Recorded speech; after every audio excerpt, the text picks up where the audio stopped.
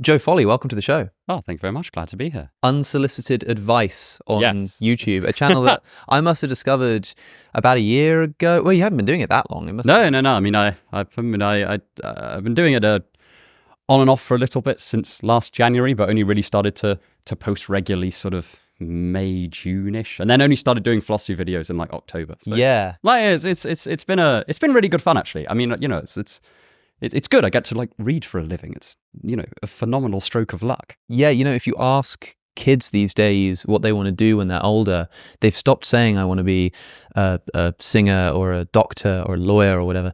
Now they say they want to be YouTubers. That's like the job that kids That's say they want to be. It certainly takes me a while to. I think maybe I'm the opposite. It takes me a while to own up to being a YouTuber in conversation when I meet someone new. I'm sort of like it becomes this kind of like kind of half looking at the ground, ever so slightly ashamed of actually kind of I do a bit of YouTube for a living. I make it's really videos. Fun. It's just, I find myself telling people like I don't say I'm a YouTuber. I say things like, I make videos on YouTube. Yes, no, I think I always coat it with something like, oh yeah, I do these philosophy monologues and I put them on. It's like, and then eventually the other person in the conversation will go, so you're a YouTuber. And you're a YouTuber. I'm an educator of sorts. I think that's probably got a lot to do with the connotations. When someone says YouTuber, you think of like Jake Paul. No disrespect to Jake Paul. Please don't try to. I'm not sure I have. Or something. I'm not sure I have like a firm grasp of who Jake Paul is. But like, is he a boxing person? He's like a boxing he's a YouTuber. He was like a sort of vlogger person. Logan Paul's brother. Like they did videos and stuff together. And then he just, when YouTube boxing took off, he just like took it super seriously. And now he's like this absolute machine of YouTube boxing. That's very impressive. It's been quite phenomenal to see how that's grown into an industry of its own. I think maybe we should set something like that up ourselves. Yeah, kind of philosophy YouTube boxing. There's got to be a way of setting that up. I mean, I think I'd just get hurt an awful lot, but it's worth a try. I do think that if you took two people who didn't know how to, this is what the YouTube boxing thing was, but like we're like totally unathletic, like and give like a serious time to train. I reckon if you give me 9-10 months, maybe a year, to like actually know that this was around the corner. I'd fight. Who would I fight? I don't know. Are there any other YouTubers that I think I could take? Well, I'd fight Genetically Modified Skeptic just because he's supposed to be sort of the American version of me. So it would be a good way to sort of to settle that one. Yeah. I think I wouldn't battle Rationality Rules because he is like actually quite like built. He's quite tall. He's a strong man. But maybe that would be all the motivation. I mean, I imagine if I was given 9 months to train for a YouTube fight, I would spend the first 8 months not doing anything. You would have a mad panic. You would spend the first 8 months reading about the philosophy. I'd spend the first 8 months being like, well, if I just learn this in the abstract, maybe the practical will just follow from that kind of axiomatically. For people who don't know you, your channel is Unsolicited Advice, as I say, which sort of makes these quite short by the standard of philosophy videos, informational videos about philosophical topics. So you'll have a video on Nietzsche, you'll have a video on nihilism, you'll have a video on the existentialists and that kind of stuff, which a lot of people do and have attempted. But I think that you bring a speed, like the amount that you're uploading so frequently is wonderful, but also like a clarity and enthusiasm and a presentational style that I think people really appreciate. And I would recommend that people check it out if they haven't. I'll make sure it's linked down in the description. Recently, you did a video about nihilism. Yes, yeah. And a few years ago, I sat down with that self-same Rationality Rules, Steve Woodford, and Rachel Oates to talk about nihilism in a garden, and it's been years since then, and I think it would be interesting to sort of revisit the topic. And nihilism can be quite an emotive topic. A lot of the time when people say nihilism, I think they use it as a euphemism for depression. They say I'm nihilistic when what they really mean is that their life isn't going so well and they feel a bit bad. But there is also this abstracted philosophical concept of nihilism that's worth talking about. And so given the nature of your videos as these sort of informative areas of philosophy, I thought who better to sit down with and try to explore this topic with. And so why did you think that nihilism was a subject worth talking about in that abstract sense? Yeah, I mean, I think nihilism for me, I think it's a topic that is it's discussed a fair amount. It's kind of, I don't know, as far as you can have a hot button topic in philosophy, I think nihilism is kind of a hot button topic. Sure. And but I think that also I think that a lot of the time, there's a certain equivocation on different definitions of nihilism. And I think this is kind of inevitable. I think nihilism, as it's used in common parlance, is this sort of family resemblancy cluster concept. Sure. Where you kind of have common themes running through, but you have the term nihilist applied to people who don't act, but also nihilist applied to people who act impulsively. And historically, nihilism has also been used to refer to certain people advocating like social reform in Russia. Like Russian nihilism was just as much associated with a certain view of politics as it was with this figure of somebody who's either hopeless and or impulsive and hedonistic. And so I think that so I wanted to explore it from that perspective. I mean, mainly when I, during my undergrad, I primarily studied like philosophical logic.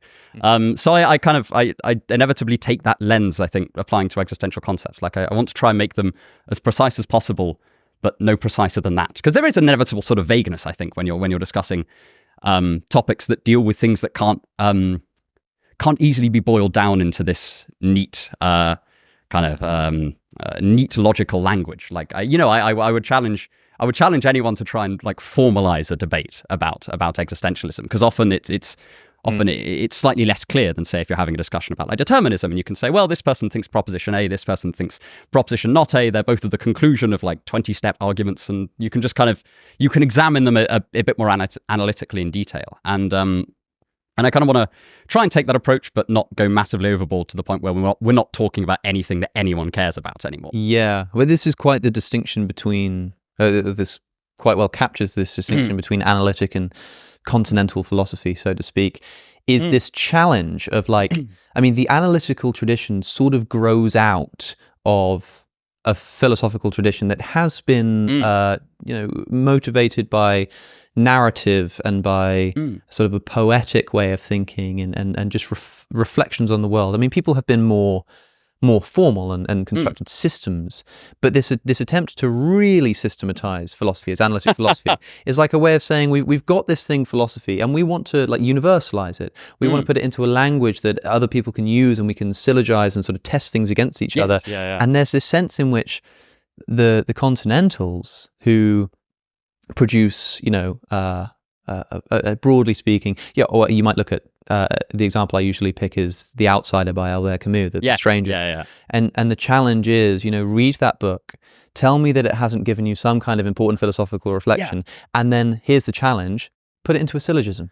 Well, yeah, exactly. I mean, I think there's it's all, there's that kind of it's either, I mean, it's the same thought expressed both in Hume and Air, where they go kind of, I think it's Hume's version where he goes, if it's not either a relation of ideas or a matter of fact. Yeah, or I can't remember the exact. Yeah, those are the ones, if it's not one of those, then commit it to the fire. And I think that something can be lost there. I have an enormous amount of sympathy for it as an approach, because I think that I largely got into philosophy because I was just struggling to understand the world. Thought, okay, well, there's this nice analytic, quote unquote, critical thinking way of approaching, and that seems like it would be helpful. Yeah, that's the downfall of the sort of empiricist approach when it comes to dealing with continental philosophy. I mean, Hume there is talking about the two types of thought that you can have, and he uses the terms that the terms that you've just given there to define them. Like when he says matters of fact, he means essentially things which are empirically derived, things which you can imagine the negation of, is the actual definition he gives. So like, the fact that the sun rises, the fact that objects fall when you drop them, these kinds of examples of knowledge, I can like conceive of me dropping an object and it floating in midair. Yes, not like physically, but like logically speaking. There's nothing logically against that. Whereas relations of ideas are the kind of knowledge that come about just through the nature of an idea. So 2 + 2 is 4. You can't even imagine the negation of that. And he says quite rightly, as you put, and I forgot that he'd phrased it so. It's really bombastic. So virulently, like if it doesn't conform to one of those two, if it's not, if you can't sort of empirically analyze this, or if it's not just like true by tautology, then commit it to the fire, commit it to the flame. I mean, it's I think that Air gets a lot of flack for copying that, or not. I wouldn't say copying, because it is a kind of development of it. But this is A.J. Ayer of logical positivism, famous for his emotivist ethical theory. And also this idea that that if you can't verify something, then if something isn't true by definition or empirically verifiable, then we shouldn't talk about it. Or it's not, I think, factually meaningful is the term he uses. Yeah, I mean, this is part of. I mean, Ayer is probably best remembered for his emotivist ethical framework, which says that moral statements are just expressions of emotion. Yeah. But this grows out of a broader philosophy that he has called logical positivism, which says that for a statement to be meaningful, it's not just sort of, how can we get to truth or whatever, but for a statement to literally mean anything, it has to either be, in the language of Hume, a matter-of-fact relation of ideas. So it has to be something that's either empirically testable, something that you can sort of look and see if it's true or false with your sense data, or it has to be tautologically true. It has to be like a mathematical truth. Yes. And that if it doesn't mean it needs to be true, but it needs to be testable on those criterion. And if it's not, then Ayer thought that the statement was literally meaningless. Yeah, I mean, I think there's and I don't know, because I only have the second edition of Language, Truth and Logic, so I don't know if this is a later revision. Right. But I know that later on he goes and kind of, I don't know if this is how he originally meant literally meaningless, or whether this is a later kind of ever so slight softening of his position. Because he kind of, because certainly when I first read it, I got the impression he meant literally meaningless. As in literally is a sort of intensificatory adjective. Yeah. Literally meaningless. But then, at least in the preface, I think, to the second edition, and again, I don't know if this is his original intention, just a backpedal. He's talking about, no, it's literally meaningless in the sense of literal meaning, which I still, I think, is really, because he doesn't. it's not like he, at least in Language, Truth and Logic, haven't read all of his works, has a kind of really fleshed out way of dealing with all the stuff that isn't literally meaningful. So in some ways, I think it amounts to a similar thing. But I think this, going back to the point about nihilism, I think that this vein of philosophy is actually very, very relevant. I was recently reading, I feel like this, there's a book published recently by a guy called Jon Stewart, who's not the American TV host, although I'm sure that his thoughts about nihilism are also potent and stuff. But it's a kind of, Jon Stewart did a kind of historical survey of nihilism in the 19th century. And, he conceives of nihilism, he conceives of the origins of nihilism as this kind of end of 18th, beginning of 19th century, at least modern nihilism, right? Because you can find a kind of sentiment of nihilism very, very much earlier than that. I mean, there's, it comes up in the Epic of Gilgamesh, which I think is the oldest known work of literature. It might not be. I feel like that's a fact that I need to check, but it's really bloody old. So like and Gilgamesh's brother or best friend, I can't remember exactly, dies, and Gilgamesh has this like, existential crisis. Where it's like, spoilers, everybody. Oh yes, I'm terribly sorry. It's in like the fourth tablet. I think it's the text that you've had literally the most amount of possible time to get to grips with. So, yeah. Because people often say that it's like if it's a spoiler, they'll be like, well, look, it's been out for 10 years. I mean, this has been out since. It's been out since. Yeah, so fair enough. But So Gilgamesh's brother, stroke best friend, I think, dies, and Gilgamesh just has a complete like existential meltdown. Just says, well, what's the point in carrying on? Because A, I've just lost a loved one, and B, that's going to happen to me at some point, and that's just fundamentally terrifying. And who can blame him? And then you've got a similar sentiment in Ecclesiastes, where was it vanity, all is vanity? Yes. Interestingly, in Ecclesiastes, which is of course part of the wisdom literature of the Old Testament, this is sort of this outpouring of nihilistic concern, and the Hebrew word is hevel. Everything is hevel. And it's unclear precisely how to translate it. So in the King James Bible, it's vanity. Vanity of vanities. Everything is vanity. In more modern translations, you tend to find the word meaningless. Meaningless as the teacher. Everything is meaningless. Yeah, I think that vanity only took on its kind of narcissistic vibes, I suppose. Later on. I don't know if it's at the point of the translation of the King James, but there's something more poetic about describing the rolling in of the tide and the rolling out of the tide and its endlessness as vanity, but meaningless better captures what we were doing today. I have heard some suggest that since the development of absurdism as a philosophy, that the best translation in the modern age is actually absurd. That's fantastic. Everything is absurd. I mean, I actually think that's very, very cool. It captures it quite well, right? Because the Camus translation of the Bible. What Ecclesiastes writes about, and people should read it. It's one of the shortest. It's not very long in the Old Testament. It's one of the shortest, and it begins with this teacher. Meaningless. says to the teacher, everything is meaningless, and then just goes in this outpouring. He says, in that sort of Camusian spirit, people will go to work, they'll come home, the sun will rise, the sun will set, and there's nothing new under the sun. People will, and it's that motif throughout the book, under the sun. People create things, but there's nothing new under the sun. There's that people toil and then they die, and nothing changes under the sun. And the author, who I think is sometimes identified with Solomon. Yes, I think is talks about how he was once a great king, and he had riches, and he went through this period where he didn't deny his eyes any pleasures that they saw. He allowed himself to indulge in everything, and he had money, and he had fame, and he had land, but all of it was hevel, that is meaningless. And the fact that he's basically saying, look, I allowed myself to sort of get everything that I desired, but there was still something that was just not doing it for me. This Camusian idea of absurdism, that our desires of how the world should be are constantly rubbing up against the reality of the world, which I think is a good definition of absurdism. Is quite well captured, I think, in this spirit. And so I think maybe absurd is a good good translation of Ecclesiastes. Yeah, I suppose in some ways you want kind of absurd, everything absurd, and then a little footnote and say, in the tradition of French absurd.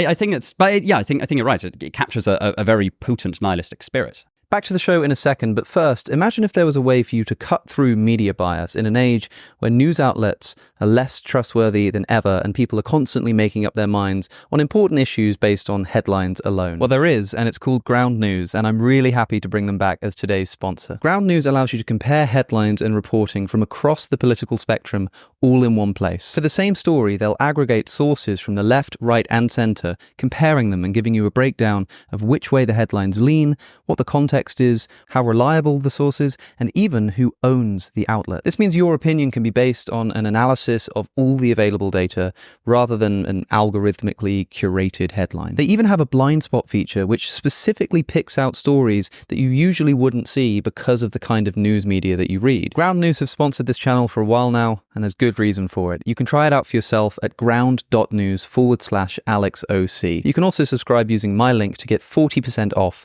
their unlimited Vantage plan, which is the one that I have. So thank you to Ground News for sponsoring this episode of the show. Speaking of which, let's get back to it. It's an old idea, is what you're saying. Like this thread of meaninglessness and despair. It's ancient. It's not some modern phenomenon. It's very ancient, and you see it crop up. I mean, arguably, you kind of see it crop up in philosophers like here and there. Like I even argue that you see it a tiny bit in like the beginning of Descartes' second meditation, where he's like, really? I've doubted everything, and now I don't know what to do, and I can't stand this. So what am I going to do about it? You're so right, yeah. And so I do think it's kind of an old problem. Descartes says I sort of found myself, my feet couldn't find the ground, and yet my head couldn't find the ceiling, and I was sort of floating around in this abyss. And he described like a real despair just at doing his thought experiment of realizing that he doesn't know how to prove anything is true, and it's personal. It's surprisingly personal moment in the meditation. Yeah, it's about as existential as the kind of uber mathematical logic like Descartes will get. But I think it's but I use it to illustrate the idea that actually, as a kind of philosophical emotive structure, nihilism is really, really old. And but as a kind of modern phenomenon, historically, it's often thought to have emerged at the kind of late 18th. I need to get my centuries lined up. Yeah, late 18th, early 19th, with this kind of scientific revolution and the Enlightenment. This idea of, okay, you've got you have a kind of series of promises that have been made culturally at that time. You've got immortality and free will and the existence of God, and basically this kind of underlying normativity strung through the world at the deepest level. I think that in some ways, I think this is really exemplified in Kant, where it's like, you've got God and rationality and ethics are all kind of like meshed together in this big ball of normative stuff.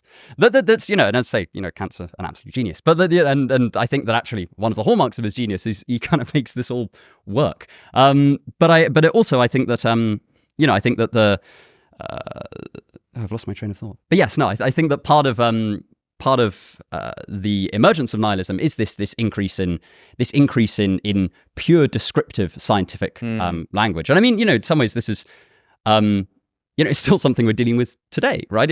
I think still the majority of the world is religious, so the majority of the world hasn't gone through this. If you think that people will eventually end up atheist, which I suppose is its own assumption, but it's certainly something we have to deal with because we're both atheists. And although sometimes people will say that at least I'm not, or that I don't act like one. I'm constantly getting accused. This act like thing. I'd love to come back to that. Yeah, because I really, pragmatic definitions of belief. We must talk about whether belief is best exemplified by how you act out, especially in relation to nihilism. Well, yeah, exactly. I mean, I think there's a reasonably powerful argument that like nobody's a total nihilist, at least not in practice. Because I do think anyway, I'll come back to it later. But so there's this kind of stripping away of various different promises that have been made. So, there was a God, and you're going to be immortal. You're going to be reunited with your loved ones in the next life, and then it's like, maybe you won't. And there's a moral author. Yeah, there's a moral author. There's an authoritative historical scripture. Yes, yeah. There's all sorts of a narrative of your history, of the history of your people, and this is kind of. In a certain sense, this is summed up in Nietzsche's, God is dead and we have killed him, and then this wonderful line of I can't remember the exact phrasing, but how should we how can we live with ourselves, the murderers of all murderers? Yes, I thought that's a cracking line, partly because of the kind of double pun, right? Because you've killed the highest being, and also at the same time, at least temporarily, abolished the concept of murder. And it's a wonderful statement. I don't know if I'm just reading into that. I don't know if it holds in the German, but like but provided that it does, it's really, really cool. And so you've got these kind of promises, and the idea of this gradual expansion of scientific knowledge is sort of eroding these promises. And so this is where I kind of think that, okay, if we're going to have a starting point for a working definition of nihilism that we can use to discuss and then chop and change, and people can add things and remove things, because it's like I said, it's a cluster concept. I don't think we're going to get to like the form of nihilism where I can be like, I have this characteristic function that picks out all of the things that are nihilism and leaves out all of the things that aren't. But I think that the closest thing I can think of is something like a disbelief or devaluing of a thing. Like so to a certain extent, this is kind of a functional definition, right? It has a variable in there that needs to be plugged with something. But I think for me at least, this helps situate the philosophical structure of nihilism in the framework of stuff that we already kind of understand on an intuitive level. So I think that, for instance, like Diogenes the cynic, arguably, I always think I'd like to think about him in terms of, okay, he was a nihilist about the social mores of Athens, and Corinth. And who is this Diogenes fella? So Diogenes, for those listening, Diogenes the cynic is kind of a contemporary of Plato and an ancient Greek philosopher who kind of just wandered between Athens and Corinth and various other places, and was just sort of I don't know, the antithesis of everything that a good Hellenic citizen of a polis was meant to be. So there's this kind of idea, and you see it crop up in Aristotle, which I think is a good enough reason as any to think that other people might have thought it as well. This idea of, okay, you serve your polis, you're a member of your polis, you contribute to your polis, and you owe duties to your fellow citizens. This isn't just in Aristotle. This is like all throughout various different types of ancient Greek political literature, and Diogenes just like completely spits in the face of this and just goes, no. Like, I mean, this might be partly sparked by the fact that it's often thought that he was exiled from his home city, which is Sinope.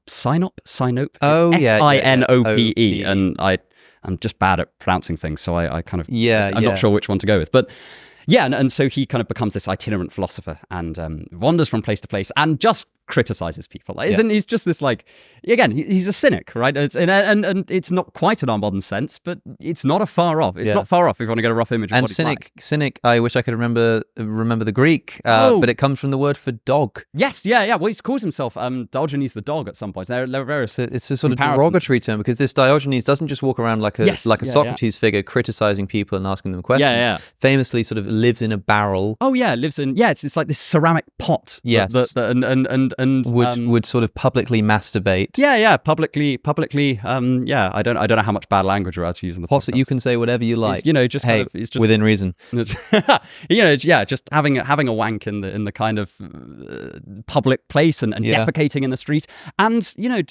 effectively being like, I think in a lot of ways, Socrates' verbal critiques are taken to their logical extreme in Diogenes' very physical critiques about, and part of this is exemplified in his wish to live life as this kind of mendicant.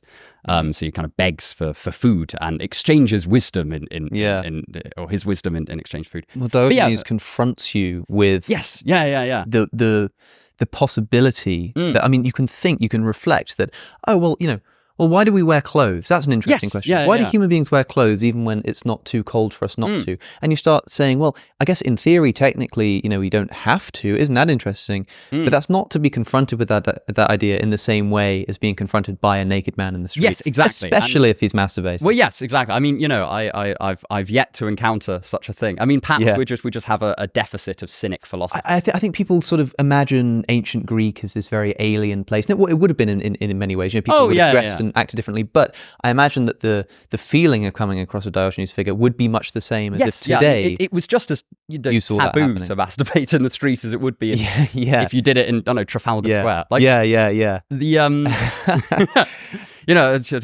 don't I'm all for practical philosophy, but I don't think we'd take it that far. But my point is that this is kind of a familiar maneuver, right? Diogenes devalues he devalues the social mores of Didn't Diogenes want to get visited by Alexander the Great? Yes, and I can't remember the exact thing, but Alexander the Great, at least some of the legends go that Alexander the Great says, I can give you anything you want, and it's Alexander the Great, so it probably can. And Diogenes basically says, can you stop blocking the sun? Yeah, which is cracking. Like, and move out of my way. And then the other half of that story is that as again, I don't know if this is true, but it's legend. As Alexander's walking away, he says, if I wasn't Alexander the Great, or Alexander, as was probably known then, if I wasn't Alexander the Great, I would want to be Diogenes. And Diogenes kind of replies, well, if I wasn't Diogenes, I'd also want to be Diogenes, which I think is a wonderful, that's magical, talk about philosophical self-care. Diogenes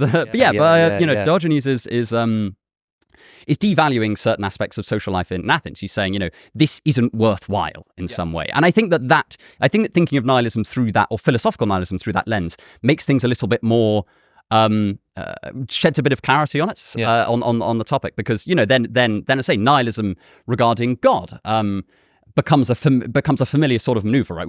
We recognize we recognize the function, and then we just plug something new into the argument position or the object position. And so I like to look at nihilism through this lens, partly because I think that looking at it through a kind of pure descriptive lens, often you get to definitions which I think are perfectly fine. Like, okay, there's no ultimate reason for doing anything, or there's no meaning of life. And I think that I suppose I don't quite have a firm grasp of what it looks like to do those things, but I have a firm grasp of what it looks like to devalue something. Yeah, and then nihilism. And then, you can slot different things into the argument slot. Like, I kind of have a rough idea of what a moral nihilist would look like, even if I don't have an idea of what a nihilist would look like. I also tend to draw the distinction between practical and philosophical nihilism. Because I think that if somebody's like horribly depressed, or or they're grieving, they look a lot like a nihilist, even if they're not conceiving of it philosophically. Yeah. But on the other hand, you do have people like, arguably Camus, especially kind of early-ish Camus, where he's saying, there is no reason to value anything. I am for any X, I am a nihilist about X. And I think that's kind of almost the philosophical propositional counterparts to this type of behavior. And but also, but I think that this kind of functional definition also allows you to make sense of other types of nihilists, like the moral nihilist. Okay, someone that on a practical level doesn't consider morality to be a reason for acting. So that might not stem from a reasoned position. If somebody just is a psychopath, then practically they're a moral nihilist, and they might not have touched J.L. Mackie in their life. It could just be a sort of, a kind of outlook that they just sort of happen to be. Yeah, they happen to not be what a philosopher in a library somewhere might call a moral nihilist. Yes, but this is just the way they live their life. Yeah, exactly. Do you think then that Diogenes, the cynic, is a nihilist? I think that he is a nihilist about the customs of Athens and Corinth, or many of the customs. Sort of social nihilist. Yes, yeah. I think I kind of groups it under the kind of typological heading of conventional nihilism. Yeah. It's like an example of a form of nihilism that we might not today call nihilist. We tend not to call things nihilism in hindsight if we end up agreeing with them. So Diogenes the Cynic, structurally, he's doing a lot of nihilistic stuff regarding the societal structures and customs of Athens.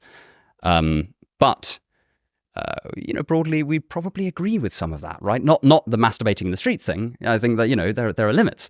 But, the kind of place of women as second-class citizens in Athens, these are the idea of, I think, nobody below the age of 30 getting a vote. Yeah, and also to an extent, also the sort of anti-authoritarian spirit of treating Alexander the Great as an equal, even if that's an apocryphal story. Yes, the idea of sort of, well, okay, it's not that I'm going to necessarily disrespect this person, but I'm not going to expect or demand more of them than I would anybody else. Exactly, and that's so. And I think that I think that because we're more familiar with this maneuver, I think that it works well as a kind of underlying structure to think about nihilism. And then you could talk about, okay, well, somebody's a total nihilist, then you can just stick anything in that slot, and they'll say, okay, yeah. I don't think that has value, or I don't think that's a reason for acting, or a reason for enduring. And we have to be careful always retrospectively labeling ancient people with modern philosophies. It's like saying Abraham was a Christian. Christians will say that's kind of true, but it's also a bit misleading. I don't mean to say that Diogenes is a nihilist in the same way that, I don't know, like the characters of Turgenev's, or the character in Turgenev's Fathers and Sons as a nihilist. Well, I was about to bring that up because it's here where nihilism is sort of popularized as a term, right? In Turgenev's Fathers and Sons novel. I did read that novel, but I can't quite remember like exactly what this character is representing. But at least I remember it's sort of representing this sort of very scientific, very sort of like anti-sacred kind of person. It's not like the way nihilism sort of begins to be used there, like you said earlier, it's not so much a sort of super depressed, like I don't believe in the truth value of ethical claims kind of thing. It's more like a rejection of the sacred. Nihilism, sharing a root with the word for annihilation. You can imagine like annihilating. That's quite a helpful way. I mean, it's kind of obvious, but maybe if you haven't thought about it before, you might not have realized that. The word annihilation is sort of a sort of an acted out version of nihilism. And it is to destroy, to break down. And it's seen as this like destructive movement. It's seen as something. It's like it's posed as a challenge to, like as Diogenes did, a challenge to authority, to society. Whereas I think in the modern age, nihilism is seen less as like a political challenge to authority, and now more as like a personal struggle with existentialism. And that's probably got a lot to do with the rise of existentialist philosophy. Oh yeah, definitely. I mean, I think and you see this personal nihilism in Ecclesiastes and in Gilgamesh. This is sort of it's in some ways it's a kind of return to form, I suppose. Which Turgenev probably wouldn't have looked at like Ecclesiastes and said, "Oh yeah, that's the nihilism. There's nihilism that I'm describing." I don't know. That's a really interesting question. In my what's his name? Borgen or something? I can't exactly remember the guy's name. I forget the character's name. It does begin with a B. But I doubt that Turgenev would look at Ecclesiastes and go, that's the essence of my character. And it's interesting because I think that you get a lot of different kind of portraits of different types of nihilists in like Dostoyevsky, for instance. And I think that now it's like nihilism, and people immediately think, okay, you've got like Dostoevsky, Kierkegaard, Nietzsche, Camus, Sartre, and these kind of like thinkers that we just sort of not nihilists themselves, but sort of nihilist adjacent. Well, most of them are kind of tackling the problem of nihilism. Yes, kind of so like I suppose of interest to nihilist readers. Yes, of interest for people tackling this as an issue. And so in Dostoevsky you have a number of different characterizations of kind of types of nihilists. So you've got the kind of nascent nihilist in Raskolnikov in Crime and Punishment. Spoilers ahead, by the way.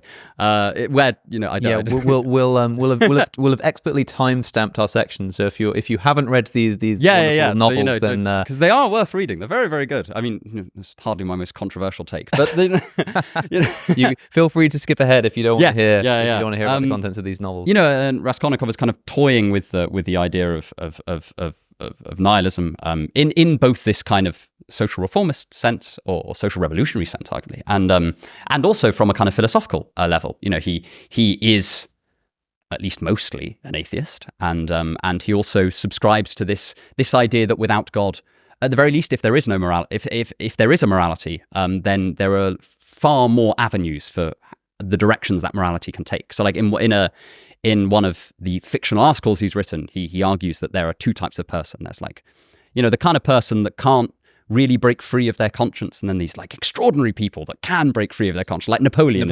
Yeah. And he admires this. Yes, yeah. And it kind of and the entire book is arguably just like a complete, devastating criticism. Well, I think it's probably supposed to be, but I remember thinking that you could read it in two ways. I mean, Raskolnikov tries to become this Napoleon-esque figure. And the thing he admires in him is much what you might admire in someone like Diogenes, this sort of... There is this sort of agreed-upon morality. Some people are able to step over it or step above it, whatever it is he says. Yes. And it's these people who he's obsessed with this idea of stepping over morality and doing what you sort of want to do or what you think is right for you. And he admires this in someone like Napoleon. And so he does this in the sort of in the grand act of the novel. Let's be broad. It happens near the beginning, but most people know what we're talking about.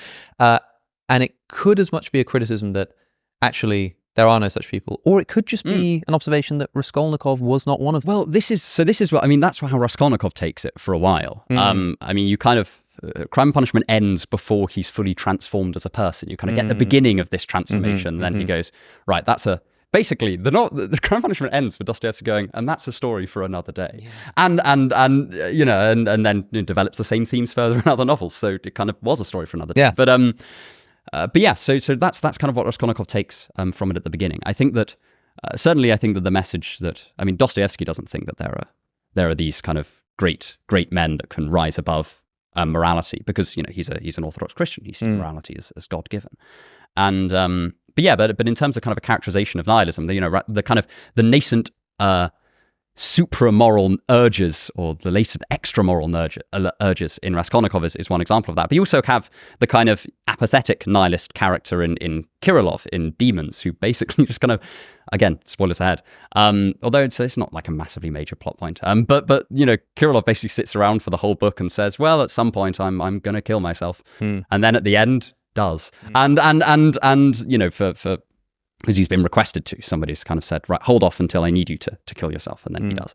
And and that's a very different kind of nihilism. And then arguably you've also got some out and out nihilistic characters like Svidrigailov in Crime and Punishment, where he just kind of until his final moment where he also has a crisis that leads to him killing himself. There's kind of a theme here, but he basically just doesn't consider morality in this kind of very horribly innocent way, right? It just doesn't strike him as something there's this sense of confronted with a moral reason, he just kind of goes, I don't know what to tell you. I just don't see why I should care. And it's fascinating to see nihilism and specifically moral nihilism emerge practically in a character where he's not grumpy. He's arguably the most cheerful character in the novel, and he's just oh yeah, no, I do horrible things, but would you like a drink? And it's which I think is a really interesting choice.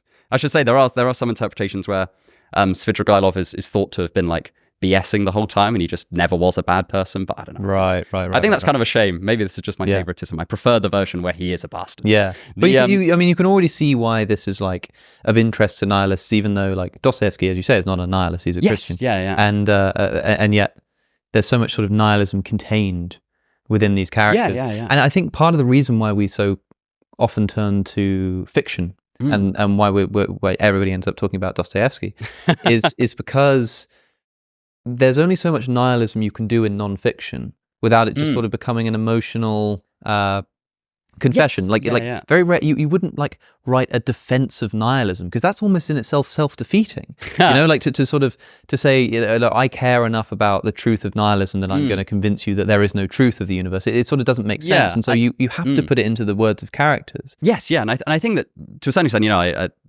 there aren't many defenses of total nihilism. I mean, maybe the closest I've read is the Myth of Sisyphus. But again, Camus not really saying even then be a nihilist. It's like, well, we're gonna step over nihilism. Try and figure out exactly. You're going to try and figure out how to get. Whereas, rather than just trying to figure out how to get out of it, a character in a book, you can have them just. Oh yeah, they just killed themselves. Yeah. There it is. Done and dusted. Like in a way that an author who themselves is the nihilist couldn't just sort of kill themselves and then live to tell the tale. Right? Yeah. It doesn't work like that. So you kind of have to fictionalize it. And there are all these kind of mental states associated with aspects of nihilism. So to go back to this kind of idea of broken promises, you were going to be immortal, now you're not, and there was going to be morality, and now there isn't. And there's going to be a God, now there's not. Yeah. What are you going to do? There's this. I think that in to take another kind of contrast reactions and draw upon Dostoyevsky a bit more. The one of the often thought reactions that a lot of people have to this is like resentment, and this comes up a lot in various different ways. So, in Dostoyevsky's character of the underground man, he just kind of is like the book begins with him being like, I'm a sick man, I'm a wicked man, I'm an unattractive man. I think there's something wrong with my liver. I think there's something wrong with my liver, but I don't know. This is Notes from the Underground. Yes, Notes from the Underground. And yes, and so there's this kind of resentful spirit going through the whole thing. And this idea of resentment was then picked up by Nietzsche, who read Notes from the Underground in French. And I don't know if that predated his own thoughts on resentment, but it certainly influenced them. And then, for Nietzsche, resentment is a much more broader kind of personal motivation for people. So, he thought it was primarily a reaction to being powerless, and kind of basically, the idea of, I'm a good example of this, right? If somebody hit me in the street, I'm like, if they're bigger than me, I've got nothing to do. Like, what am I going to do? I'm just going to get hit more. Yeah. If I try and do anything. So, and Nietzsche said that a lot of the time, this has the potential to build up, and people kind of hold on to insults and grievances and don't forget them. And one of the things that he interpreted Christianity as a kind of resentful morality. Yes. He thought it was kind of a reaction to Roman occupation, and said, this is basically kind of the quote unquote weak taking a kind of philosophical revenge on the strong. Yes. And that to a certain extent, like I think Nietzsche is very interesting here, because whereas a lot of other thinkers see, okay, God has fallen, outgrowth of science. Now we've got this like nihilistic problem where there are loads of stuff we used to value and now we don't value it. Because we don't think it's true, and so we can't hang stuff on it. And what are we going to do? Nietzsche very much conceives of Christianity as setting the stage for nihilism. He kind of goes, well, part of the reason, because at points, Nietzsche doesn't so much see nihilism, he sees it as a philosophical problem, but he just as much sees it as just like a personal problem. Like at points in his notes, he refers to nihilists as just like ill. Like it's like, this is he views the very question of why should I exist at points, especially in his notes. So, there are other points where he says the opposite, but as essentially suffering from a deficiency of will. Yeah. But he sees Christianity as setting the stage for that. I'm not quite sure how much I agree with him. I think maybe he's a bit harsh with Christianity. It's fascinating too. I mean, famously, Christianity is depicted as this slave morality, as this sort of there are sort of two ways to achieve what you want, right? Like if you're not rich and you're not strong and you're not powerful, then there are sort of and you want to be rich and you want to be strong and you want to be powerful. There are two ways to achieve your wants. One is to become rich, become powerful. Yes. Yeah. The other is to change your wants. Say, oh, actually, no, I don't want to be rich. Well, I think because being rich is evil. Being strong is evil. So I'm going to turn the other cheek. But I also think that one of the things that Nietzsche, a part of Nietzsche's criticism is that this is like a dishonest move. So he doesn't think that he thinks that people truly still want to be rich and powerful and strong, and he does.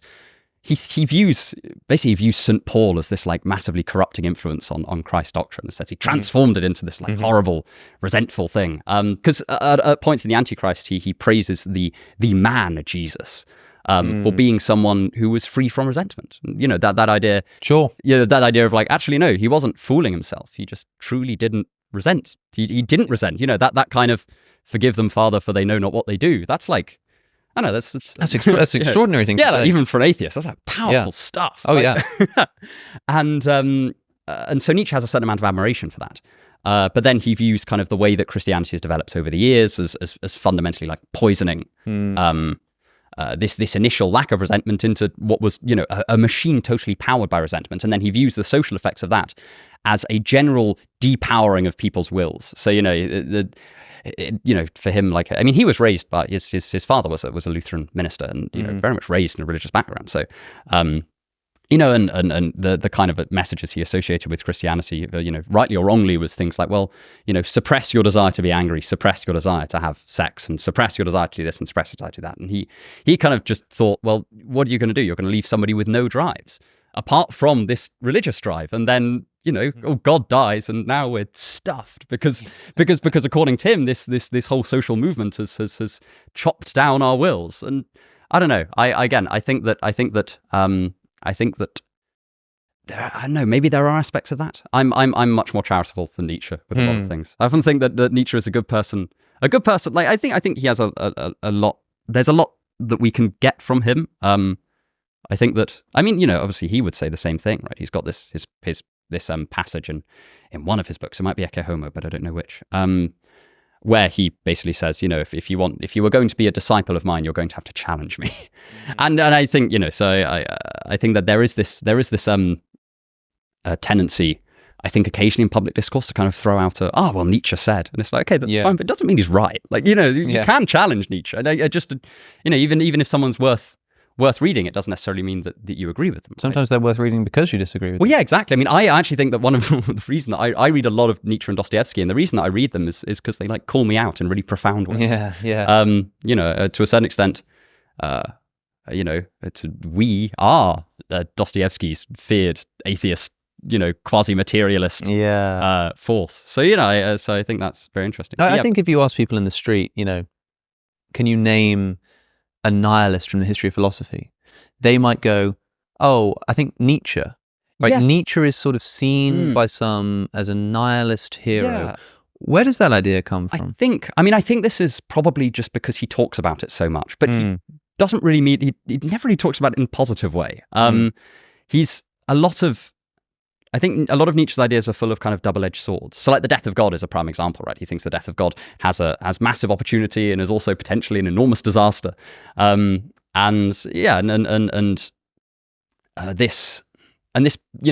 goes into his idea of nihilism. He sees nihilism as kind of a bridging point between two value systems. The kind of the religious Christian value system, and then you have nihilism, and you need to traverse nihilism, and then you get to this kind of next set of values, which he has some pointers, but he's kind of a bit vague. He sees it very much as the job of the philosophers of the future, at least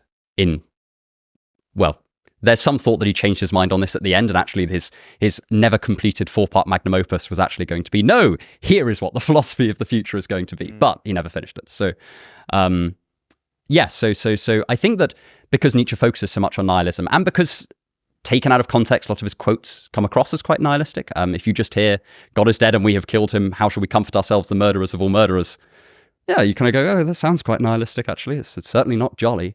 But I think that this is, I mean, to be fair, I think that generally quoting Nietzsche has benefits and drawbacks, because a lot of the time he explores an idea at length, and then at the bottom in one line will say, and actually this idea is rubbish.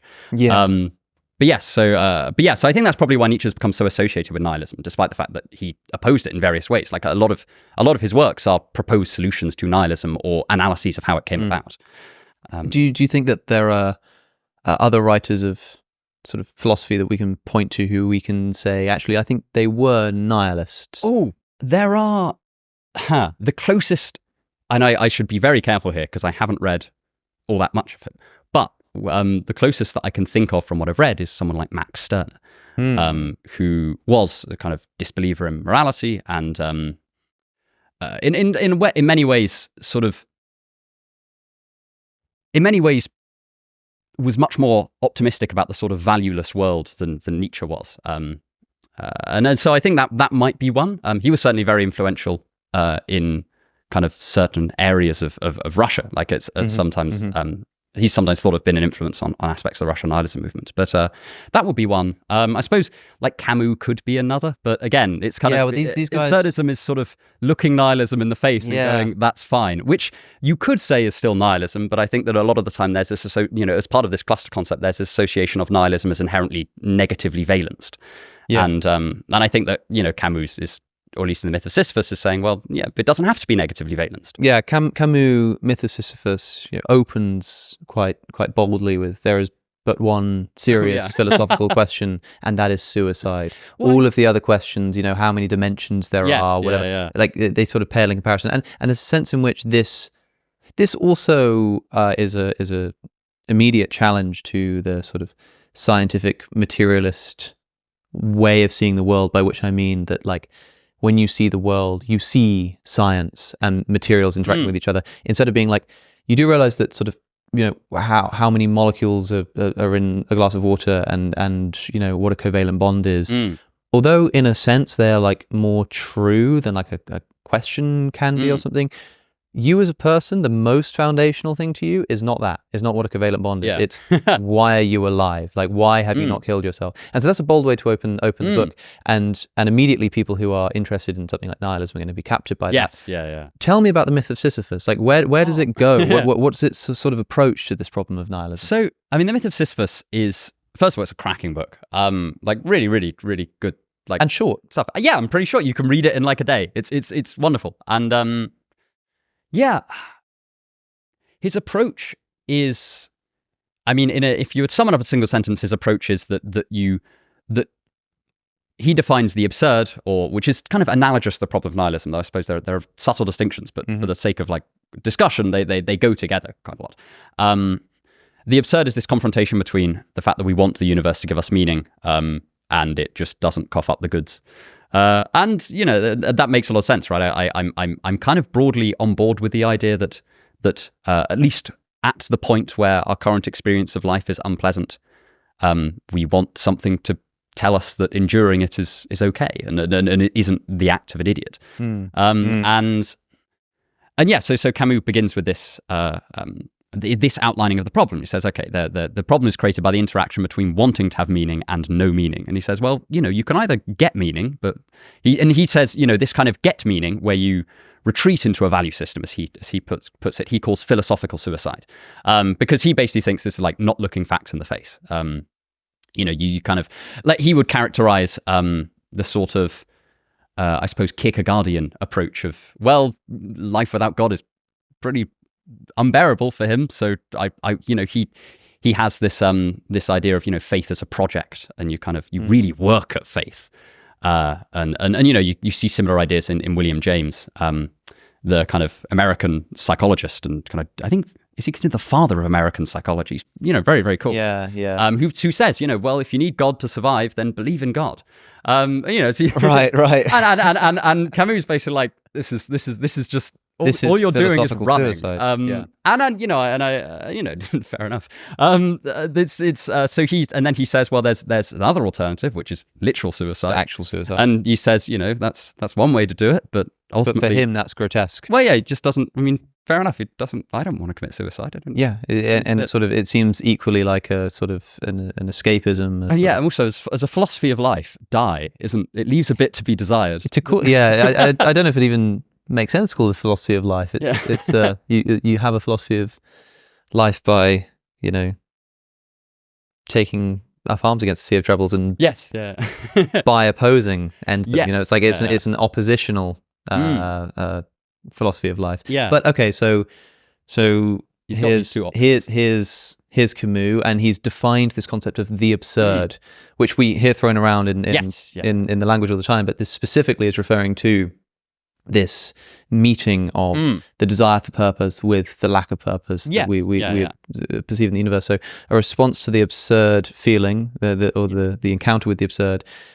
One thing you can do is just adopt an ideology. That's philosophical suicide. One thing you can do is kill yourself. That's actual suicide.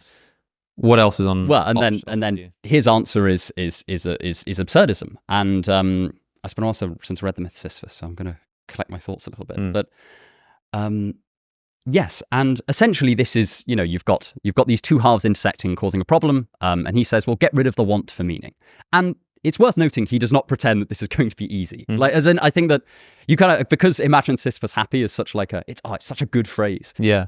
Which, by the way, the myth of Sisyphus is named after a famous Greek myth. Where somebody who attempted to, I think it's the person who Sisyphus attempted to conquer death by chaining him up, and then he conquers death in another way. But anyway, then he gets to the end of his life, I think naturally in the legend that I've read.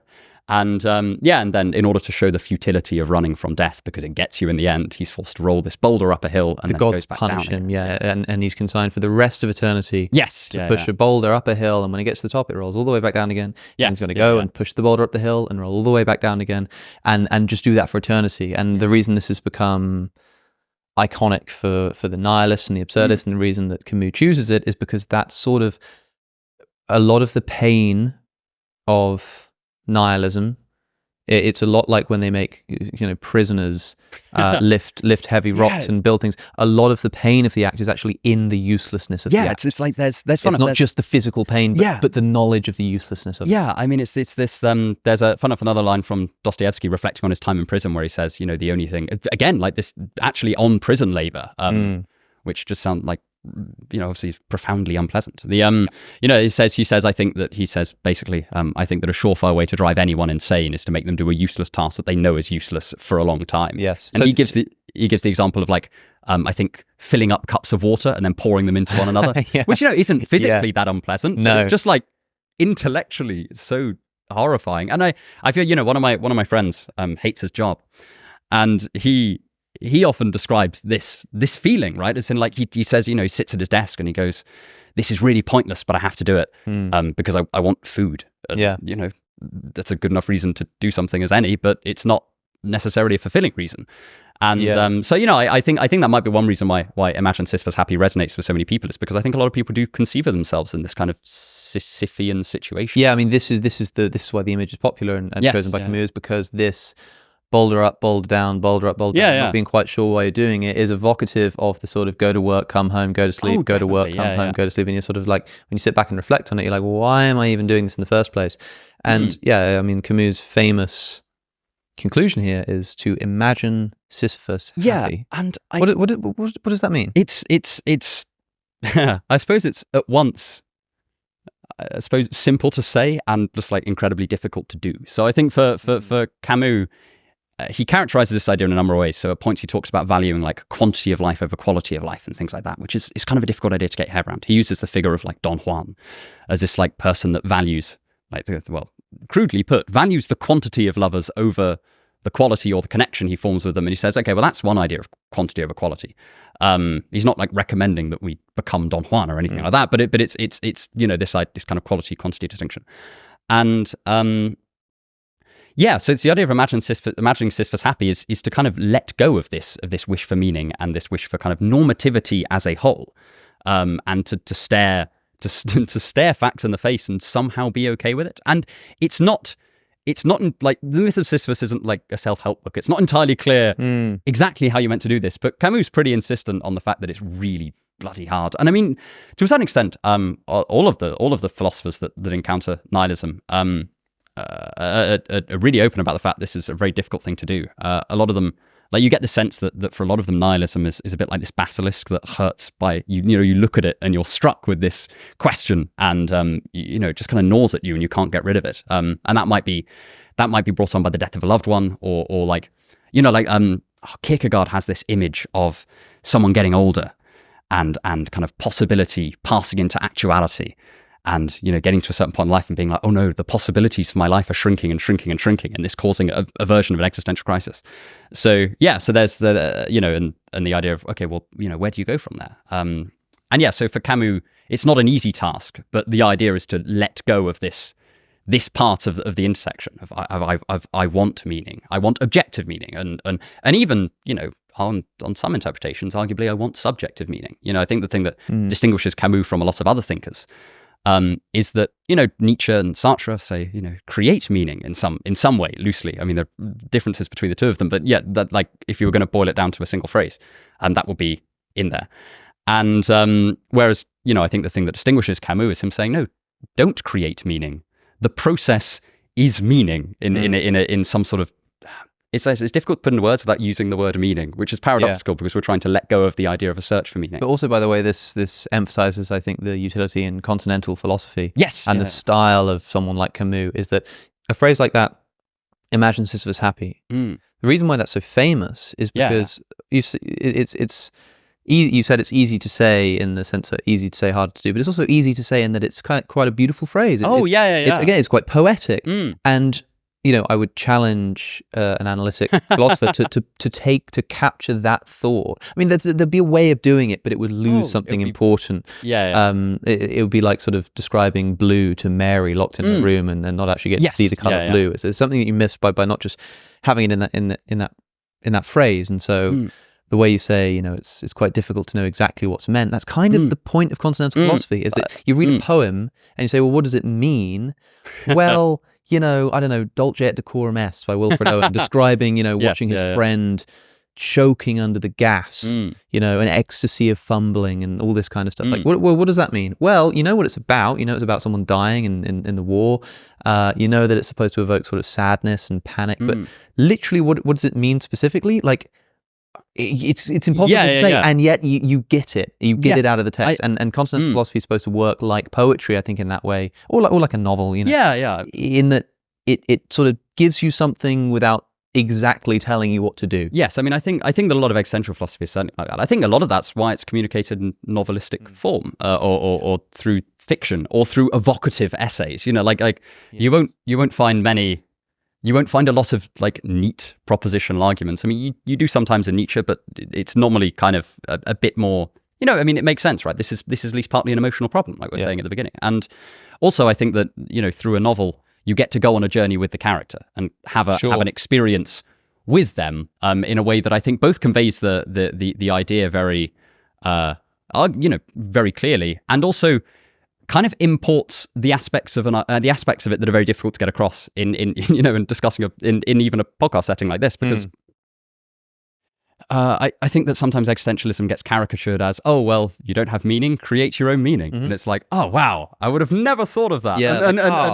But it's like okay, yeah, you know, if you boil it down, you know, I think I'm a firm believer in the idea that if you boil down things to, you know, 3 words, you can make almost anything sound really stupid. That's true. That is probably true. Yeah, I think so. Yeah, I mean, you can describe almost anything in a way that makes it sound weird. Yeah. Like eating a meal, or like, you know, meeting up with your friends or driving a car or whatever. You can describe it in terms that make it sound a little bit strange. And put like that, it has that the same sort of vibe of that video that went viral a few years ago. That woman going, well, if you're homeless, just like buy a house. So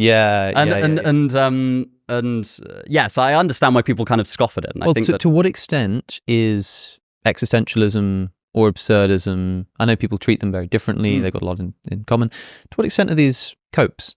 I mean, when somebody says, you know, create your own meaning because you haven't got any meaning, it's a bit like, you know, Nietzsche comes along and says, God is dead, you know, no one believes in God anymore. And we say, oh, you know, just create your own God, which some people kind of do say, but it would seem like really crude to suggest, I know you don't believe in God, but just like I just create my own God. You know? I think... to what extent is this sort of what's going on with existentialism or absurdism, and to what extent is that just motivated by a desire to escape it? I mean, I think that arguably Camus' idea of philosophical suicide maps quite neatly onto kind of cope. This because, you know, he's conceiving it as a retreat into something. I think that's kind of often. If I again, you know, I'm not online very much, so but I see cope emerge as a kind of linguistic phenomenon, and it, oftentimes, like when I see people use it seems to have this like Nietzschean accusation of dishonesty. It's like, you're saying you don't believe that. You are saying that because you cannot face up to the truths about you and the world and how they coexist and interact. And so I think that I think that a lot of existential philosophers accuse one another of cope. Nietzsche would certainly accuse someone like Kierkegaard of cope. Right. You know, this idea of like, oh well, you know, effectively go back to religion, work on your faith. I'm massively simplifying what Kierkegaard thought there. But, this kind of religious-based solution, Nietzsche's going, well, it's cope. This is just a retreat. And Camus would say, this is just philosophical suicide. And, and also there's the question that I think that both of us have discussed before, just kind of over coffee, which is, choosing beliefs is kind of a tricky thing. I mean, Kierkegaard, again, doesn't pretend that it's easy. He says that true faith is like the faith of Abraham about to sacrifice Isaac, holding the simultaneous beliefs of he is going to continue living and I'm going to obey my God and stab him, and yet he will remain alive afterwards. And it's like this ability to hold loads of contradictions in your head. And a lot of us would say, yeah, okay, that's kind of cope. I mean, I certainly lean towards that. I mean, I don't know how I could do that. But this idea of faith is very kind of key to Kierkegaard's existential solutions. And I think that a lot of atheists would say that's cope, right? I mean, what are you going to, I don't believe in God. What are you going to do? Like,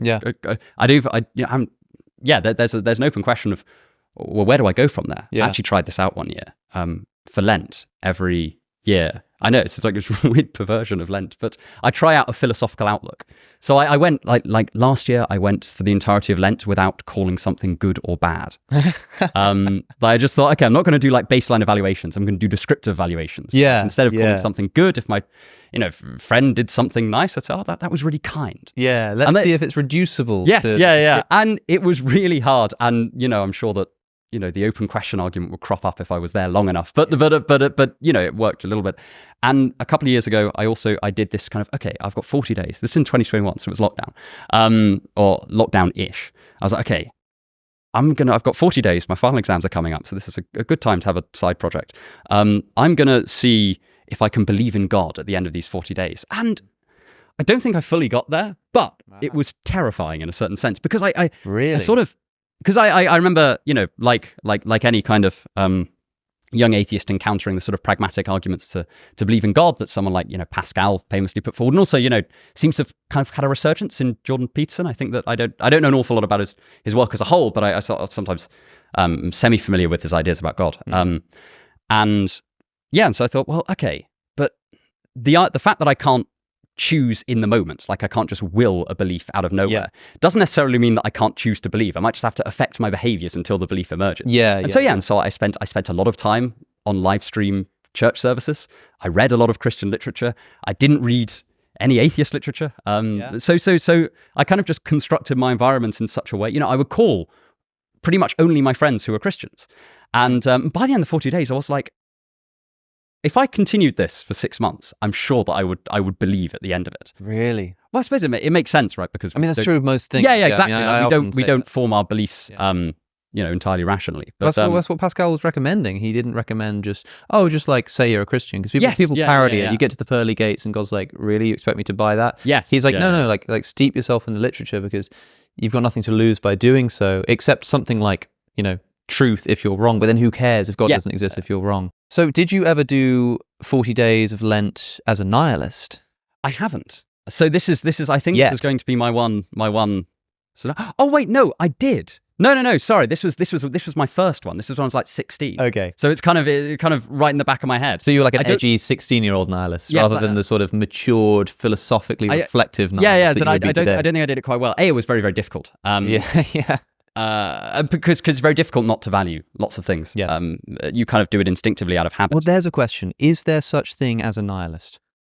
I think that with the kind of functional structure, you can say that there are such things as nihilists. As in nihilists kind of regarding X. I think that the idea of a practical total nihilist probably doesn't really exist. Because to be a nihilist about everything, like a nihilist, capital N nihilist, would be to think that nothing has value. Now, you've spoken about this in the video you made on nihilism, and you say like not even subjectively valuing things. Yes, I think that's an important difference, right? Because not believing something is objectively valuable and not subjectively valuing something are two different things. I can think, I could think, I recognize that like my family aren't objectively more valuable than other people, but that doesn't mean that I don't subjectively value them a lot more than... But can you be like a total nihilist about objective value? I mean, I sort of imagine a lot of people say to me, well, there can't be a nihilist because they wouldn't get out of bed in the morning. They wouldn't do anything. They'd starve to death because they wouldn't have the value of food. And I'm like, well,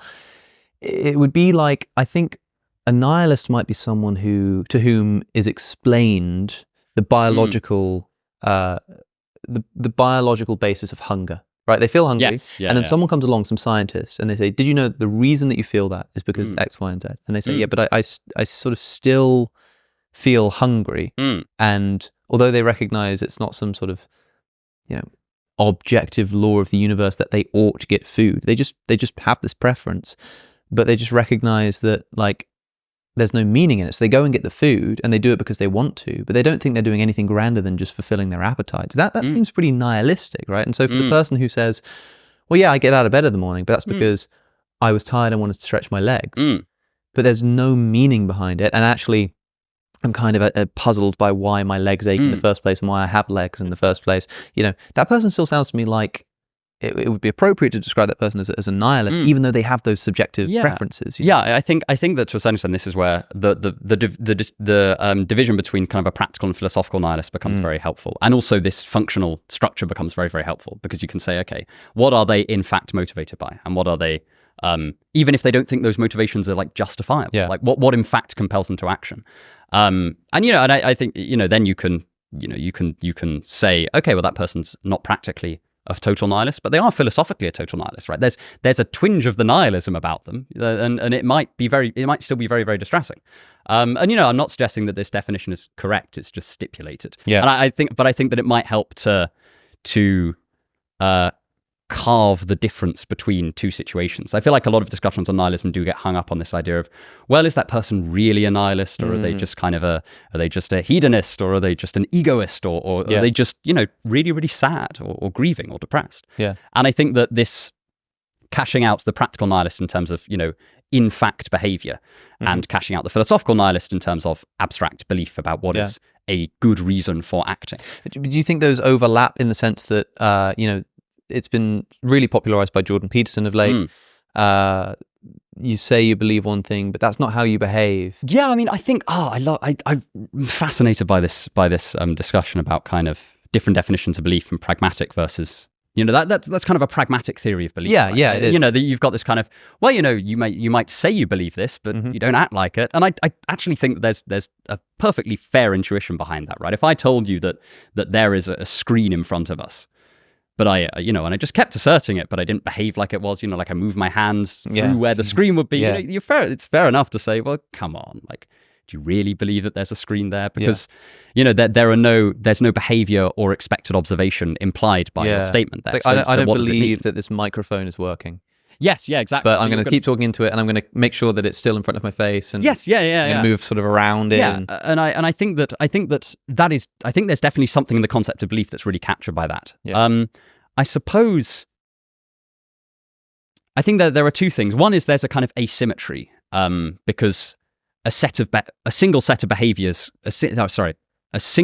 of behavior could imply any number of beliefs. So you kind of, I suppose, you have to whittle someone down over time to a series of possible belief sets they could hold. But you could rule out particular beliefs. Yeah, you could absolutely rule out particular beliefs. So, I suppose, yes, you could plausibly rule out particular beliefs. I mean, there's always the kind of bootstrapped counterexample of, well, what if they've been possessed by a demon or a hypnotist or something like that? But barring those sorts of counterexamples, I think you can rule things out. Which is one of the reasons why I think that in a certain sense, the practical total nihilist probably doesn't exist. That doesn't necessarily mean they're not useful, because they're a standard through which you can hold other things up to, right? The closer someone is, because I think the other aspect of nihilism is that it's kind of scalar. Well, maybe not scalar, but it certainly comes in scales. But somebody can be more or less nihilistic about something. Sure. I might value my job higher than my friend who hates his job, right? That's a perfectly sensible statement, and I think that to a certain extent you can start to conceive of nihilism on those scales relative to a given object of nihilism and or value imbuing as kind of the kind of complement that fills the gap where meaning isn't. We often think about like beliefs or like ideologies or whatever, as you either have them or you don't. You believe it or you don't. Yeah. And it's sort of like, well, are you a Christian? or this guy's a Christian and I'm not. But there might be someone who's sort of more Christian than their other Christian friend or whatever. And so with nihilism, you might imagine like on one, and maybe both sides of the scale are actually impossible. So on one side of the scale, you have the person who is inert. They do not hunger. They do not have preferences. Well, they basically just become a rock. Yeah, I mean, presumably they can't even observe. They can't sort of, maybe they can observe. Well, as in like, but they'd have to be kind of, maybe this is metaphysically dubious. They'd have to be very mereological about it. Yeah, because there's a whole thing to say about whether value is embedded into observation, right? It's another thing Peterson talks about a lot, right? But like, you have to choose where to look. Why am I looking at you right now rather than sort of staring in the sky? Because I sort of value what you're giving me right now rather than what the ceiling is, right?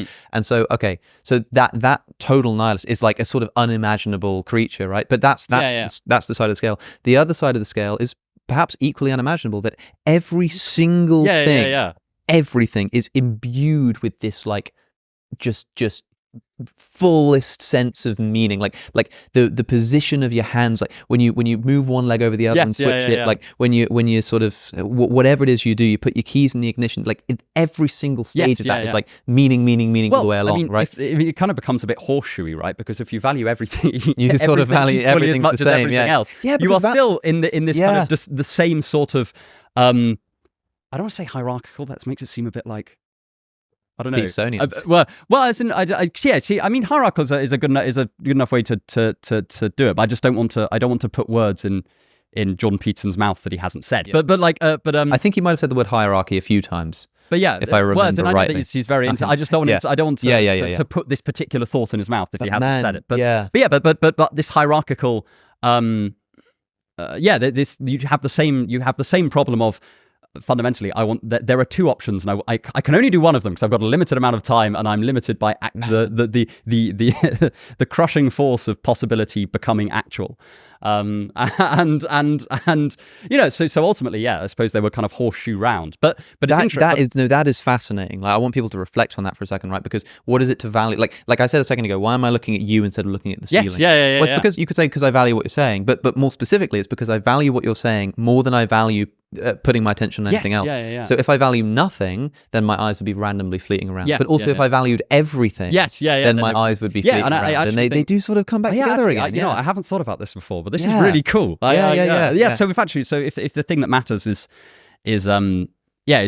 this linear ordering or non-linear ordering, but like some form of ordering of significance between different options. And you're sort of somewhere. So whether you're a nihilist or not is maybe a sort of faulty question. It's rather sort of where do you sit on this potentially horseshoe-esque scale? Yes, and where do you sit on that kind of horseshoe scale, but also for any given thing, where do you sit on just a kind of 0 to 1 scale? Because there are people who sort of think that like life has meaning, there's morality, that their family has meaning, that their job has meaning, and then there might be someone who thinks that God exists and there's a meaning to the universe, but they don't find very much meaning in their family and their job. Or maybe someone who really loves their job and their family, but doesn't think there's any objective meaning to it. And there's sort of these sort of gradations and scales of how much you can value certain things. Yeah, and I do think something that's often skipped over in the kind of existentialist literature and just general discussions about this is that, like, I know it sounds really obvious to say, but people are very, very different, right? And then different things will motivate different people on a practical level, but also different things will chime with people's philosophical intuitions very differently. And also, I sometimes think about, Kierkegaard saying, okay, we need to cultivate this faith in order to overcome. I don't think he uses the term nihilism, but effectively nihilism. Yeah. And then you've got Nietzsche saying, okay, well, some people will be able to overcome it through strength of will, and some people it will never even occur to them that nihilism is even an option because they're just of that constitution. And and I think, well, actually, there's nothing necessarily contradictory between those as long as they're not universalized. And I think there's something worth considering there as well. I think that. Yeah, but I that's that hierarchical thing is really interesting. Yes, I'm gonna go home and think about that. I'm sure that there's something to say about the fact that, like, although in practice it would mean sort of not being able to sort of act or do anything, there does seem to be a difference between not acting because nothing's valuable and not acting because you're sort of paralyzed by value. There does seem to be a difference, but I think you're quite right to think on that more, to and I'd be interested to see what listeners have to say as well. Yeah, We'll have to have you back to talk about it. Wonderful. I'll go away and have a think about it. I'll see if I don't know if anyone's written anything on that. That's awesome. Who knows? Well, maybe someone can help us out in the audience. We can co-author a paper. Yeah, that would be great. It'd be great to finally do something academic with my life for once since leaving university. But whether we talk about that or not, I'll have to have you back. This has been great fun. As I say. Your channel's growing rapidly at the moment. I met you. We were talking. I think when you had about 30,000 subscribers, and that was a matter of months ago. You were like what November, 180,000 or something. Yeah, 100. Yeah, it's in the 180s. So growing fast, and rightfully so. Your videos, I think people will be able to tell you're very well read. You're very good at communicating ideas. You've got enthusiasm and passion the way that you present them, and I think that people, there's sort of an ineffable quality that comes out of those kinds of characteristics merging together that I think is exemplified in your channel. And so I would recommend that people go and check it out, and I'll make sure it's linked in the description down below. And we'll have to have you back. It's been great fun. Thank you. Yeah, no, thank you for having me. It's been an absolute pleasure. Yeah, thanks for coming on the show. Awesome. If you want to get access to these videos early and ad-free, as well as supporting the channel, then go to patreon.com/AlexOC. Watch more videos by clicking the link on your screen, subscribe if you want to, and I'll see you in the next one.